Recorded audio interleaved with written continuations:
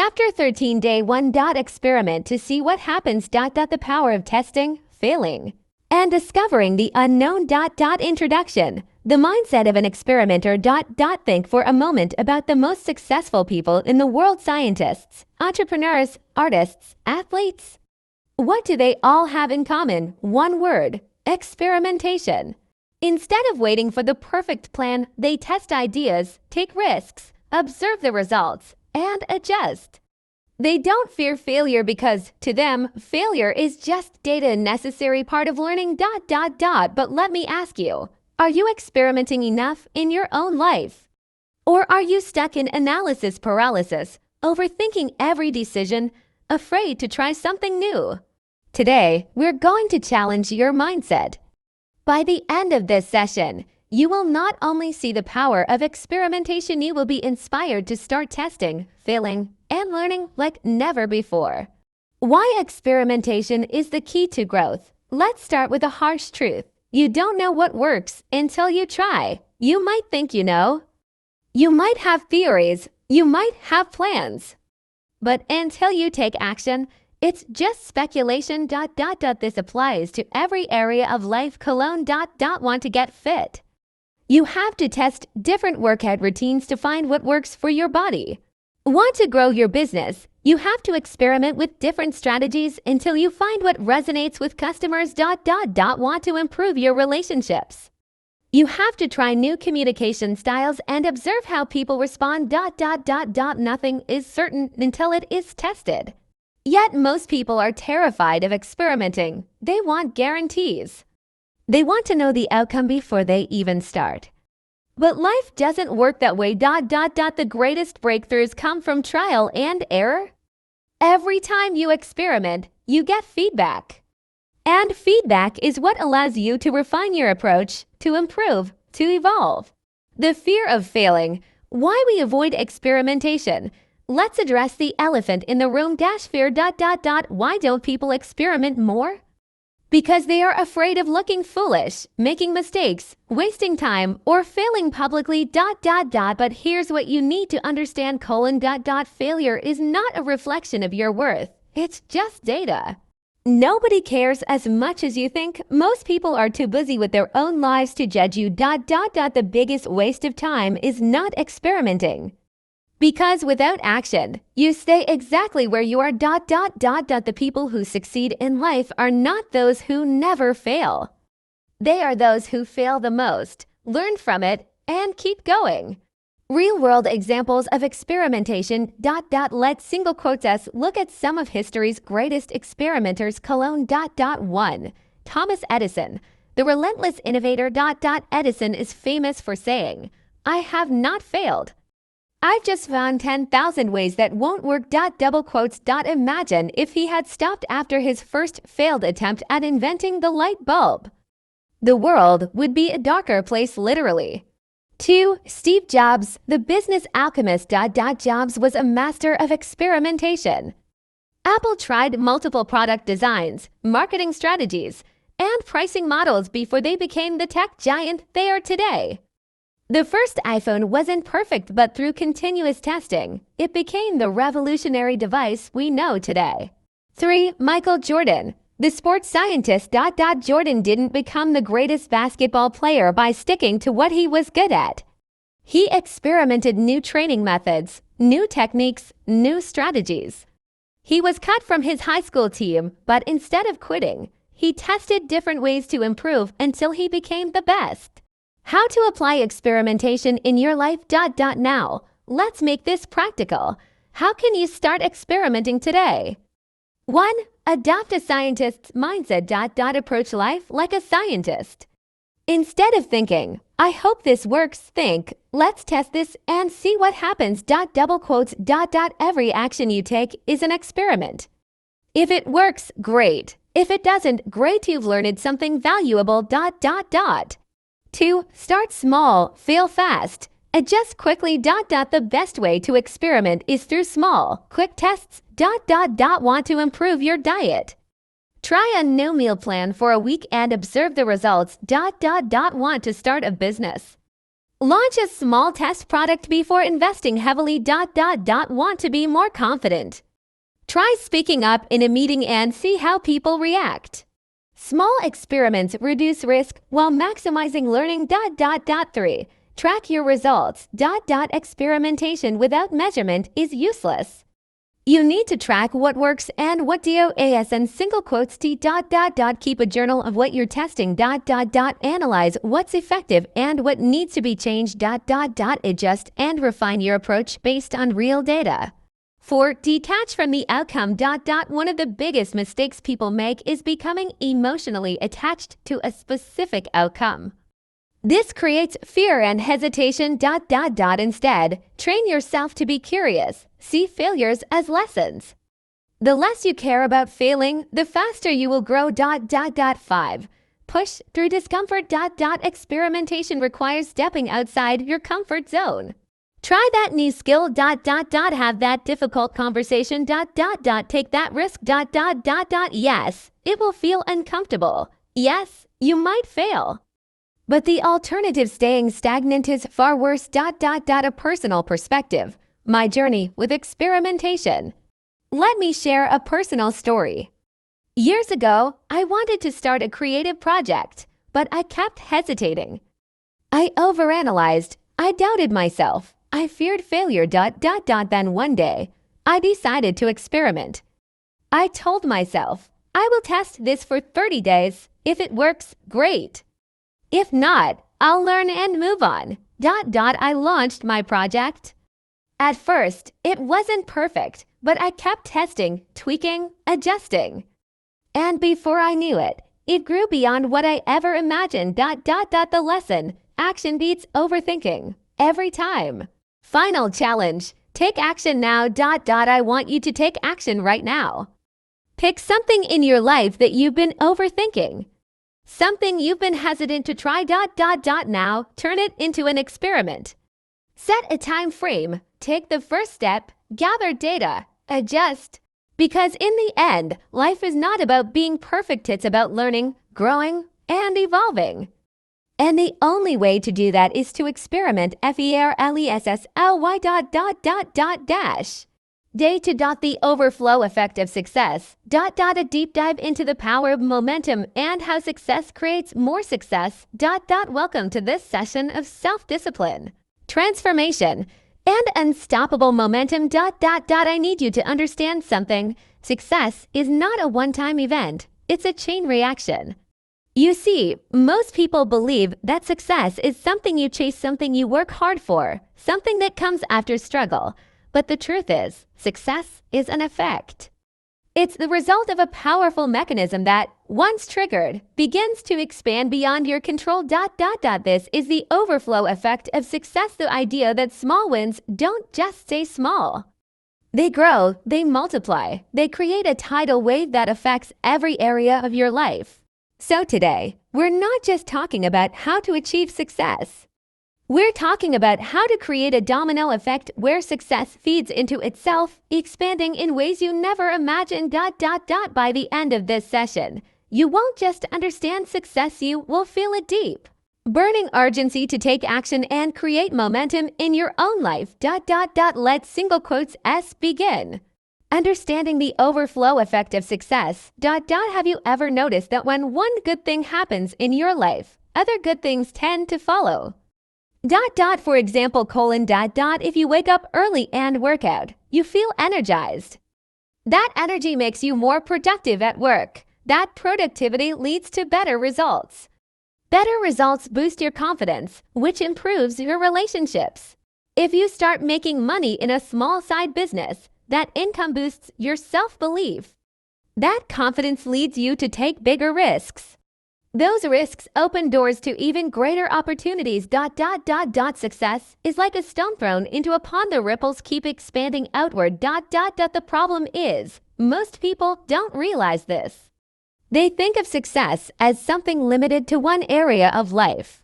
They think, I need to succeed in my career, but my health and relationships are separate. But that's a mistake. The truth is, when you win in one area, It creates momentum that lifts up everything else. This is why the hardest part of success is starting. But once you gain momentum, success starts to overflow into other areas. Why most people struggle to build momentum. If success leads to more success, then why do so many people struggle? Why do some people seem stuck, unable to move forward? The answer is simple. They never create enough momentum in the first place. Think of a rocket. It takes immense energy to break free from gravity. But once it reaches orbit, it requires almost no effort to keep moving. Your life works the same way. The beginning is always the hardest. You have to push through resistance. You have to fight against doubt, fear, and old habits. But once you break through, momentum takes over. The problem is, most people quit before they reach that tipping point. They try something for a few weeks, don't see massive results, and give up. They never stay long enough for the overflow effect to kick in. The key is persistence. If you keep pushing forward, success will start to build upon itself, and soon, you won't have to push as hard anymore. The science behind the overflow effect. There is a psychological reason why success leads to more success.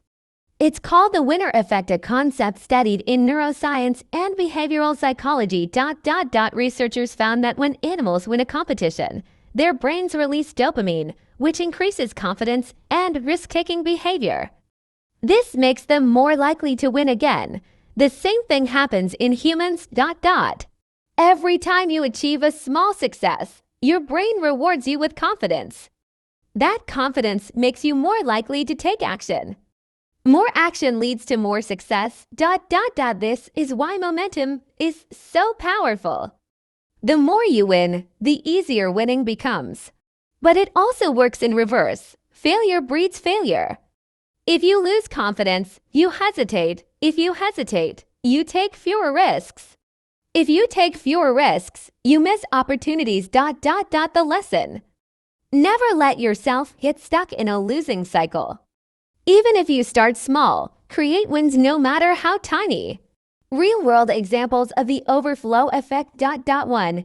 Elon Musk. Success creates more success. Elon Musk didn't just wake up one day and build Tesla and SpaceX. His success came in waves. He first made money with Zip to a small tech company. That money gave him the confidence to start PayPal. After PayPal's success, he reinvested his earnings into Tesla and SpaceX. Each one built upon the last, creating unstoppable momentum. Imagine if Musk had stopped after Zip 2. Imagine if he had thought, "That's enough success for me." Success compounds. Once you taste it, keep pushing forward. 2. Arnold Schwarzenegger. The overflow of mastery. Arnold started as a bodybuilder. He won Mr. Olympia multiple times. But he didn't stop there. His confidence from bodybuilding led him to Hollywood. His success in Hollywood gave him the platform to enter politics. He became the governor of California, all because of the overflow effect. His lesson: once you become great at one thing, use that success to dominate other areas. 2. Arnold Schwarzenegger. The overflow of mastery. Arnold started as a bodybuilder. He won Mr. Olympia multiple times, but he didn't stop there. His confidence from bodybuilding led him to Hollywood. His success in Hollywood gave him the platform to enter politics. He became the governor of California, all because of the overflow effect. His lesson: once you become great at one thing, use that success to dominate other areas. 3. The personal finance snowball effect. Many people struggle with money because they never create financial momentum. But consider this strategy. You pay off one small debt. That small win makes you feel more in control. With that confidence, you aggressively pay off the next debt. Each success fuels the next until you are completely financially free. Again, momentum matters more than speed. The goal is to start stacking small wins until they become unstoppable. How to create the overflow effect in your own life. Now, let's make this practical. 1. Create small wins daily. The fastest way to build momentum is by winning every day. These don't have to be massive wins, just small victories that build confidence. Wake up 30 minutes earlier. Finish one important task before noon. Exercise for just 10 minutes. Small wins compound into big results. 2. Never let yourself lose momentum. Life will try to slow you down. You'll face setbacks, but never stop completely.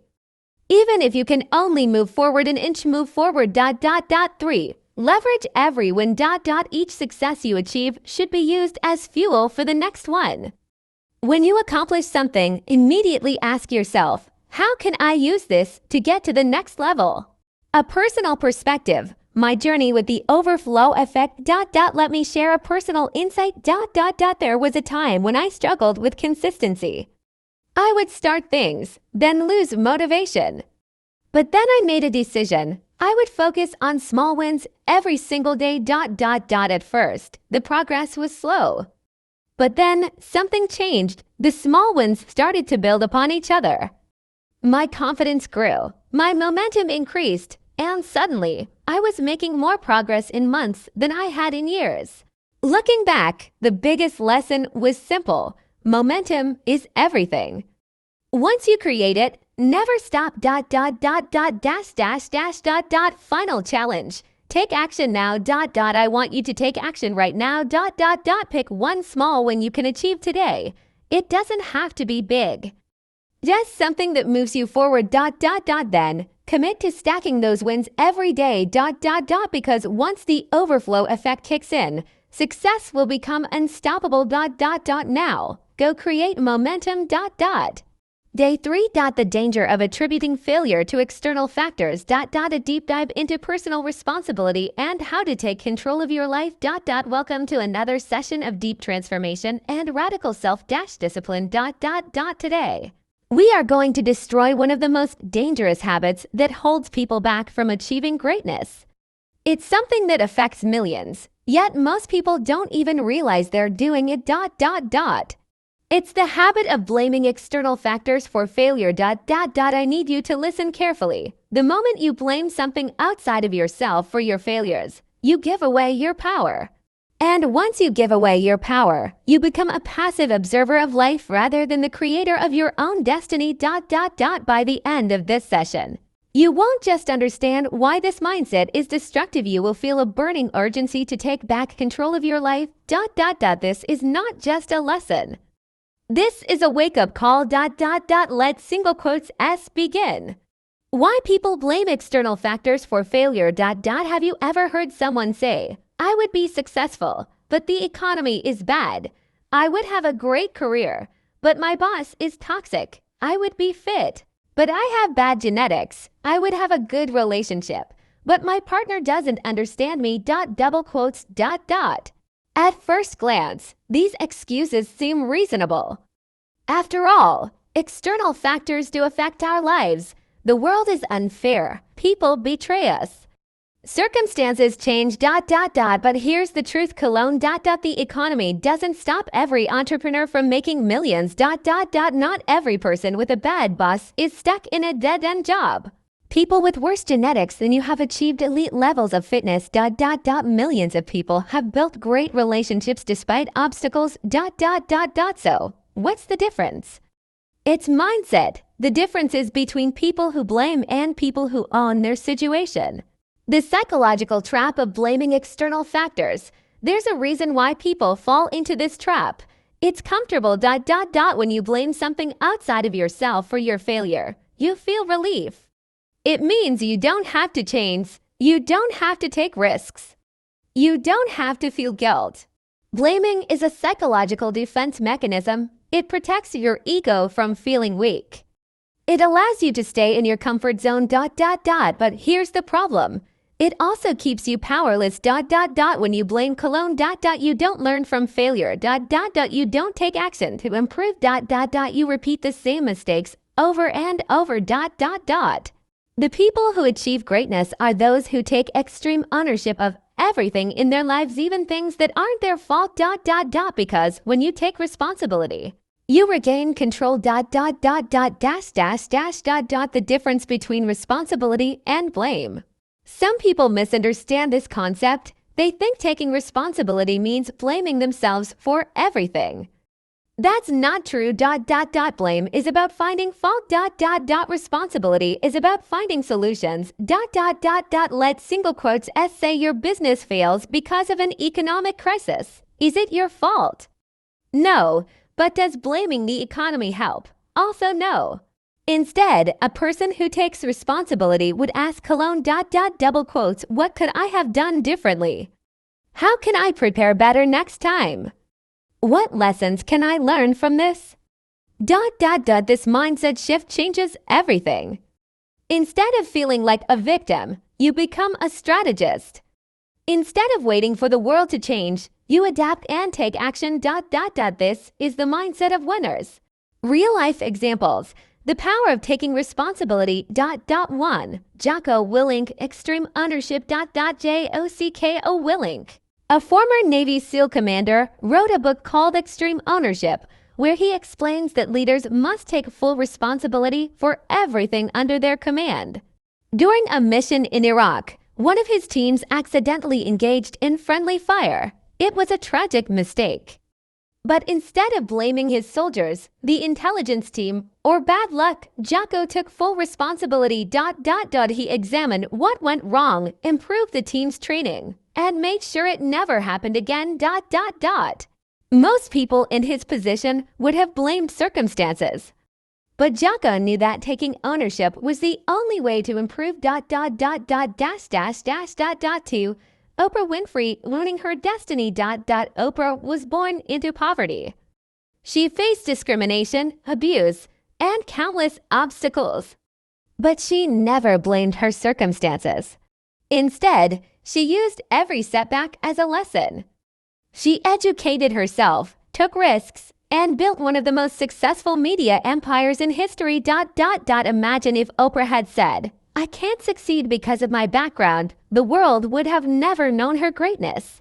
3. Thomas Edison, failing forward. Edison famously failed over 1,000 times before inventing the light bulb. But he never blamed the materials, the technology, or bad luck. He simply said, I have not failed. I've just found 10,000 ways that won't work. Double quotes. This is the mindset of a winner. The cost of blaming external factors. If you keep blaming external factors, here's what will happen. 1. You will repeat the same mistakes. If you blame your failures on others, you'll never change your approach. 2. You will lose confidence. Deep down, you'll know you have no control over your life. 3. You will miss opportunities. Successful people don't want to work with those who make excuses. 4. You will waste years waiting for the world to change. If you want to be successful, you must stop waiting for the perfect conditions. You must create them. How to take full ownership of your life. 1. Change your language. Stop saying, I failed because of. It's not my fault. If only the situation was different. Start saying, what can I do differently? How can I adapt? What's the next move? 2. Look for patterns in your failures. If you keep failing in the same way, it's not bad luck, it's a pattern. Identify it and change your approach. 3. Surround yourself with action-takers. Avoid people who constantly blame and complain. Instead, surround yourself with people who take responsibility and execute. 4. Build a mindset of adaptability. Life will always be unfair. Circumstances will never be perfect. But winners adapt instead of complain. The world doesn't care about your excuses. It only responds to your actions. A personal perspective. How I stopped blaming and took control. There was a time in my life when I constantly blamed external factors. I thought success wasn't coming because of my environment, my background, or things outside my control but then I made a decision. I would take responsibility for everything in my life no matter what. The moment I did that, everything changed. I stopped waiting. I started executing. And the results started coming Taking responsibility is hard. But it's the only way to truly take control of your destiny Final challenge. Take action now I want you to take action right now. Write down the biggest failure in your life. Then ask yourself: 1. What part of this failure was in my control? 2. What can I do differently next time? 3. What actions can I take today to move forward? Then commit to never blaming external factors again because the moment you take full ownership of your life, you become unstoppable Now go. Take action. Own your destiny. TL.